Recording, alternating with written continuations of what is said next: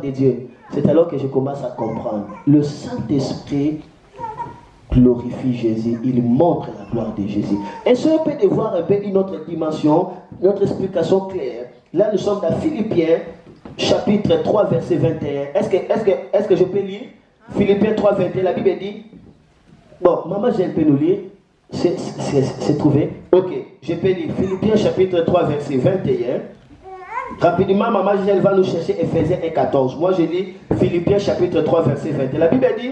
Qui transformera les corps de notre humiliation en les rendant semblables au corps de sa gloire, par le pouvoir qu'il a d'assujettir toutes choses. Ici, on nous parle lors de l'enlèvement. Amen. Lorsque Jésus-Christ va venir, nous serons enlevés. Nous allons monter au ciel. Et prends cette direction. Oh là là, il y a des caméras ici. Amen. Amen. Ne permettez pas à vos enfants de passer par ici, s'il vous plaît. Amen. Qu'ils passent derrière. Beaucoup de gens vont suivre cet enseignement. Amen. La Bible dit, lorsque nous serons enlevés, nous ne serons pas enlevés avec ce corps. Amen. Lorsque Jésus va venir, nous serons enlevés pour quitter ce monde parce qu'après l'enlèvement, le diable va venir avec la marque de la bête de 666 pour faire souffrir les hommes. Amen. Et ceux qui n'auront pas ceux qui seront à cette époque-là, ils vont souffrir et à la fin du compte, ils seront en enfer. C'est la raison pour laquelle si nous croyons en Jésus, premièrement, c'est pour hériter les ciels. Amen. Tout le monde veut les ciels. Parce qu'au deuil, nous tous, nous souhaitons que ton âme repose en paix. Mais qu'est-ce qui fera que ton âme repose en paix? Est-ce que c'est ton souhait? Il ne s'agit pas de ton souhait. Pour que ton âme repose en paix, tu dois avoir Jésus dans ton cœur. Un point être. Si tu n'as pas Jésus, ton âme reposera dans l'enfer éternel, dans la souffrance éternelle. Voilà pourquoi la Bible dit Dieu a aimé le monde. Il a donné Jésus afin que celui qui croit en Jésus ne périsse point, mais qu'il ait la vie éternelle. C'est-à-dire qu'il vive dans la présence de Dieu, dans la joie éternelle. Amen. Et la Bible dit pour nous qui ont reçu Jésus, lors de l'enlèvement, ceux qui étaient morts, ils seront ressuscités.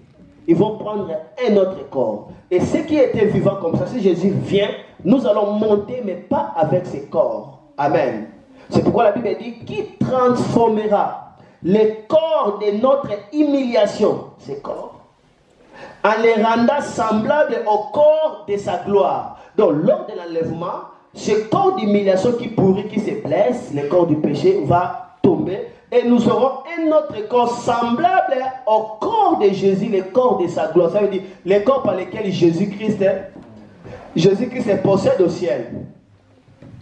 Amen. Amen. Amen. Est-ce que nous sommes là?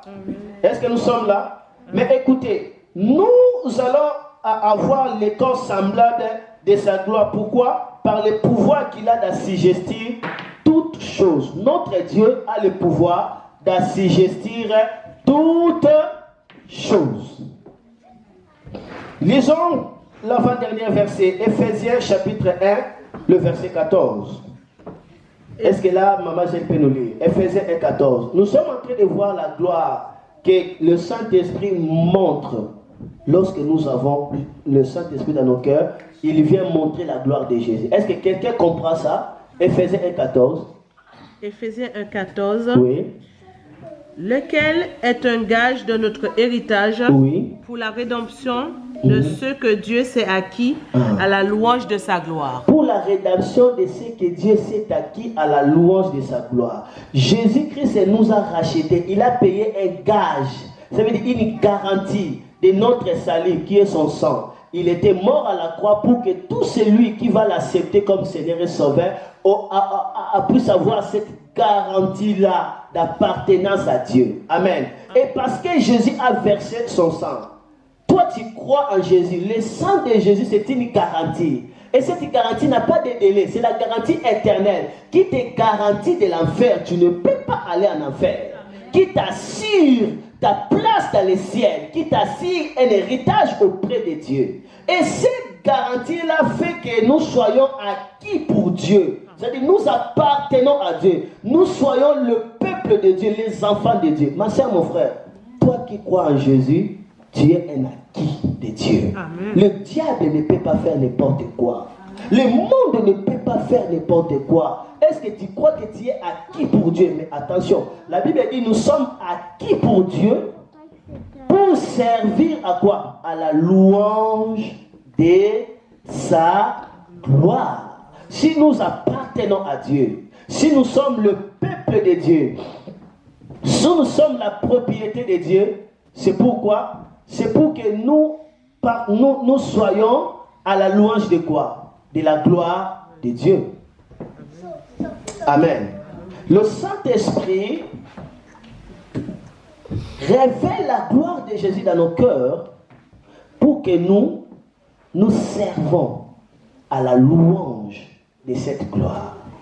Louange, c'est quoi? C'est citer les hauts faits. Donc, la présence du Saint-Esprit vient pour révéler la gloire de Jésus, afin que ta bouche glorifie cette gloire, afin que ta bouche proclame cette gloire. C'est la raison pour laquelle c'est lui qui est rempli du Saint-Esprit. Là où les gens pleurent, on va commencer à le voir. Il commence à dire, oh, Dieu est merveilleux. Dieu est dans le contrôle. Il sent la joie au lieu qu'il puisse pleurer. Mais pourquoi cette joie s'accapare de son cœur? Parce que le Saint-Esprit révèle la gloire de Jésus. Si nous sommes des enfants de Dieu, c'est pour proclamer la gloire de Jésus. Pour proclamer que Jésus est élevé au-dessus de tout. Pour proclamer que le monde appartient à Jésus. Pour proclamer que seul Jésus-Christ est le salut de toute l'humanité. Seul Jésus est le chemin, la vérité et la vie. C'est lui qui met Jésus de côté, il met aussi sa vie de côté, il met sa joie de côté. Donc la présence du Saint-Esprit dans son ministère, c'est pour nous pousser à glorifier sa gloire dans notre vie. C'est lui qui glorifie, qui fait la louange de la gloire de Jésus, n'aura pas des inquiétudes dans sa bouche, n'aura pas de plaintes dans sa bouche, n'aura pas de murmures. Ce qu'il fait, il déclare la parole de Dieu en toute situation. Il dit que le juste vivra par la foi. Il dit que 10 000 tombent à ma droite et 1000 à ma gauche, je ne serai jamais atteint. Il dit que mon Dieu pourvoit à tous mes besoins selon sa richesse avec gloire en Jésus-Christ. Il dit que tu serviras l'Éternel, il honorera la maladie du milieu de toi. Dans ton pays, il n'y aura ni stérile ni femme qui avorte.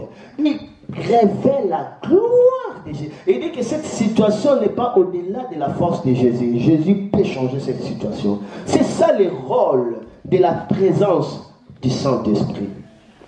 Le dernier verset pour comprendre la gloire, c'est Ephésiens chapitre 1, verset 12. La Bible dit, afin que nous servions à la louange de sa gloire, nous qui d'avance avons espéré en Jésus-Christ. Amen. Nous sommes acquis par un grand prix qui est le sang de Jésus, pour que nous servons à la louange de sa gloire, pour que nous vivons pour la louange de sa gloire. Est-ce que nous servons à la louange de sa gloire? Est-ce que nous vivons à la louange de sa gloire? Est-ce que nous faisons le travail de louer Dieu? Louer Dieu, ce n'est pas seulement chanter. Amen. Louer Dieu, c'est toute une vie consacrée pour Dieu. C'est toute une attitude pour Dieu. Oh, j'ai peur de douter parce que je sers à la louange de Dieu. Oh, j'ai peur de m'inquiéter. J'ai 1001 raisons de m'inquiéter, mais je ne peux pas m'inquiéter car je sers à la louange de mon Dieu. Ah non, je ne peux pas avoir des rancœurs dans mon cœur parce que je sers à la louange de mon Dieu. Tu lui as vraiment pardonné? Oui, je l'ai pardonné, c'est fini. Hein? Appelez-moi les noms que vous voulez. Faible, naïveté. Oui, je suis naïve parce que je sers à la louange de Dieu. C'est toi qui me dis que je suis naïve. Au contraire, je ne suis pas naïve. Je suis plus fort et je suis plus sage parce que je sers à la louange de mon Dieu. Amen. Ça doit être notre vie. Tu te réveilles comme ça, tu te dis, oh, combien Dieu est merveilleux. Qu'est-ce que Dieu a fait pour que je puisse respirer comme ça? Je respire si calmement. Si calmement, mais il y a les gens qui respirent dans les oxygènes. Tu manges une belle nourriture, tu dis, oh Dieu merci. Tu sers à la louange de Dieu. Celui qui ne sait pas va dire, oh, est-ce que c'est Dieu qui a préparé ça? Dis à moi merci, mais pourquoi tu dis merci à Dieu? Non. Nous comprenons des choses autrement. Parce que nous croyons que notre vie est acquise à Jésus pour servir à la louange de sa gloire. Amen. Nous avons conduit la voiture depuis Alibi jusqu'ici, arrivé ici, on bénit le Seigneur. Oh Seigneur, merci de nous avoir protégés. Oh, est-ce que c'est le Seigneur qui t'a protégé? Tu as bien roulé? Non, nous ne savons que ce il ne s'agit pas même de ça. Nous croyons que notre vie doit être l'objet des louanges de notre Dieu. Ça, c'est le Saint-Esprit qui nous donne cette sagesse, cette intelligence. Nous servons à la louange de Dieu. Tu as un enfant, tu bénis Dieu. Seigneur, merci pour cet enfant. Oh Seigneur, je te dis merci pour cet enfant. Oui, merci. D'autres diront, mais pourquoi merci? C'est un phénomène normal. C'est papa et maman, c'est quoi? Non, nous servons à la louange de notre Dieu. Amen. Voilà pourquoi le Saint-Esprit a pour mission d'exalter Christ dans notre cœur. Il révèle la gloire de Jésus-Christ, c'est-à-dire la beauté de Christ. Le Saint-Esprit révèle la beauté de Christ. Si tu laisses le Saint-Esprit le temps d'agir dans ton cœur, tu vas voir combien Christ est beau. La beauté de Christ, l'éclat de Christ. Il y a beaucoup de gens dans leur vie, il n'y a pas d'éclat de Christ. Ils adorent, leur adoration est fanée. Il n'y a pas d'éclat. Il n'y a pas de beauté parce que l'huile n'est pas là. Le produit de beauté n'est pas là. La présence du Saint-Esprit révèle la beauté de Christ. C'est ça la gloire de Christ. Amen. Ça révèle l'éclat de Christ, la magnificence de sa face, la puissance de Christ, les kilos de Christ, la renommée de Christ. Glorifier Jésus est la mission ministérielle du Saint-Esprit dans l'homme. Amen. Amen. Et l'on ne peut pas prétendre dire que Christ est glorifié, cela veut dire élevé à la gloire de Dieu, sans être conduit par le Saint-Esprit. Celui qui ose glorifier Dieu sans le Saint-Esprit, son adoration sera hypocrite. Une adoration d'hypocrisie. Même s'il le fait sincèrement dans son cœur. Mais si ton adoration n'est pas poussée par le Saint-Esprit, c'est une adoration d'hypocrisie et de mensonge. Car Jésus a dit à la femme samaritaine, tu te trompes. Tu te trompes. Tu dis que tu adores Dieu dans cette montagne, tes ancêtres ont adoré, toi aussi tu adores, mais toi tu dis que tu es adoratrice, mais alors que toi tu as 5 hommes. Et le 6e là c'est un mari d'autrui. Mais tu me dis que tu es adoratrice. Tu me dis que tu es adoratrice, mais ta vie est désaltérée, tu n'as pas l'eau de vie. Quel genre d'adoration? Jésus dit, l'heure vient où il est déjà venu, où les vrais adorateurs adoreront le Père en esprit et en vérité. Nous savons que le Saint-Esprit est l'esprit de la vérité. Une adoration en dehors du Saint-Esprit, c'est une adoration d'hypocrisie, une adoration de mensonge. Dieu veut que notre adoration soit poussée par l'émotion que le Saint-Esprit dégage dans notre cœur, par le plaisir, le désir, la soif que le Saint-Esprit produit dans notre cœur. C'est l'adoration que Dieu veut. Parce que le Saint-Esprit dans nos cœurs, il exalte la beauté de Christ. Il élève la gloire de Christ. Il montre combien Christ est grand. Et par ces panneaux, tu as une adoration exacte pour lui. Amen. Alléluia. Amen. Alléluia. Amen. Alléluia. Amen. Le Seigneur désire une adoration par attitude et non par habitude. Il y a des gens qui adorent par habitude. Ils savent déjà des paroles qu'ils utilisent. Ils disent seulement, Seigneur, tu es grand. Seigneur, tu es merveilleux. Il peut utiliser des gros mots. Hein. Seigneur, je te vénère. Mais lui-même ne sait même pas ce qu'il est en train de dire. Amen. Oh Père céleste, tu es redoutable. Dis-lui, redoutable, c'est quoi? Il ne sait même pas. C'est pourquoi moi, certainement, je n'utilise même pas. Il a vu seulement dans la Bible, redoutable, il a entendu passer et dit que, oh Père, tu es le Dieu des esprits. Lui aussi, Père c'est le Dieu des esprits. Ce sont des adorations d'hypocrisie qui n'a pas de sincérité. L'adoration que le Seigneur désire, c'est l'adoration qui vient par la révélation de sa gloire. Et le Saint-Esprit est là pour révéler la gloire de Jésus dans nos cœurs. Lorsque Jésus est révélé, tu l'adores comme il attend de toi. Comme hier, je vous avais dit, pendant qu'on adorait comme ça, avant même d'adorer, j'ai vu les pieds de Jésus mouillés de l'eau. Je ne savais pas. Mais après, le Saint-Esprit dit, Jésus, aujourd'hui, veut que tu puisses parfumer ses pieds par le parfum de ton cœur.